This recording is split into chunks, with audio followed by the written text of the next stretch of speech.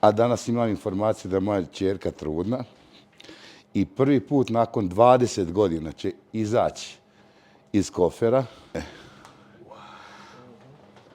Malo za mene teško, da. 20 godina.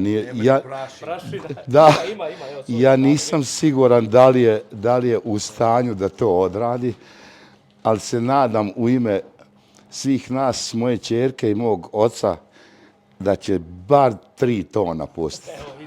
Tomo, molim te, da. Čak su i kajši dobri.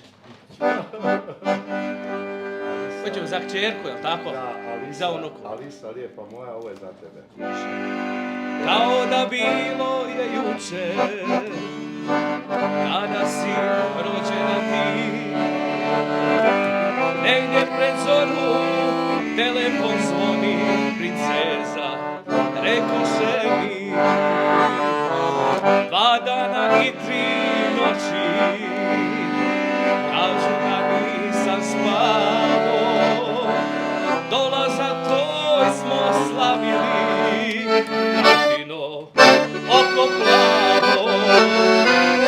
Čeri moja, sine moj, na torti svijeće stoje, a moje oči i godine sa brigama se bore.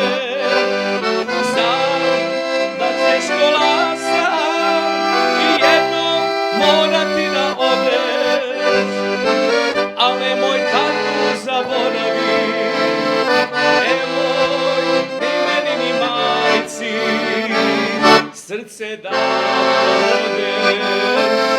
Nemoj ni meni ni majci srce da odeš. Bravo! Jel bila dobra? Hvala.